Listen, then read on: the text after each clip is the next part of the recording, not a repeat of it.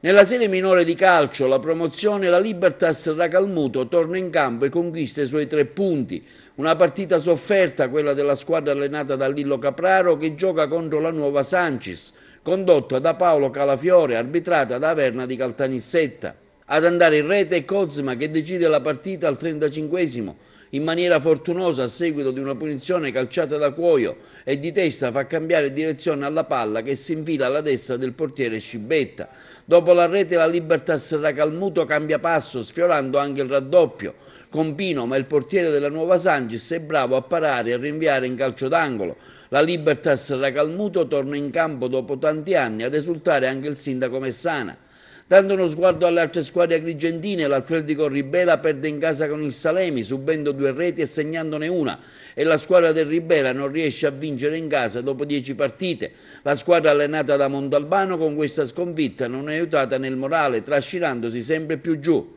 Anche il Casteltermini non riesce a vincere con il Castellammare, subendo una sconfitta per 1-0. A insaccare in porta per la squadra di casa al 41esimo è Ferraro. La squadra allenata da Angelo Vecchio, nonostante il suo forte pressing, non riesce a bucare la ragnatela del Castellammare, allenata da Giuseppe Bosco.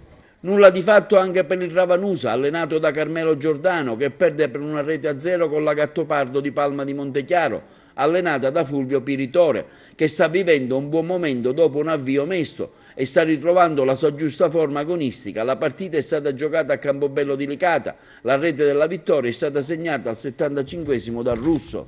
Per la prima categoria l'Empedoclina pareggia per 1-1 con la squadra della città di Castellana. L'Empedoclina è allenata da Salvatore Portelli, via sotto già al 24esimo con una rete messa dentro da Di Giovanni, ma riesce a portare in casa un punto grazie al gol fatto da Marco Ferrera sul rigore all'80esimo. Il Gemini perde la partita con l'Oratorio San Ciro e Giorgio, finisce così 1-2, le reti segnate da Ribaudo al 30esimo, sul rigore il raddoppio da Licastri al 60esimo. Per il Gemini ha accorciato le distanze all'85esimo lo Bianco. Finisce con un pareggio senza reti la partita tra il Belmonte Mezzagno e l'Atletico Aragona, un match scialbo con poche emozioni, le 2 squadre potevano sicuramente fare di più. E dando uno sguardo anche alla terza categoria, che ha preso il suo avvio sabato scorso, organizzato dalla delegazione di Agrigento presieduta da Stefano Valenti, registriamo la vittoria per 3-0 della Quisquinese sulla squadra di Oppolo Giancaxio. La squadra della Quisquinese, allenata da Rosario Ferlita, punta a un campionato decisamente di vertice. Le reti sono state segnate dallo Scrudato, Parla e Pirrello.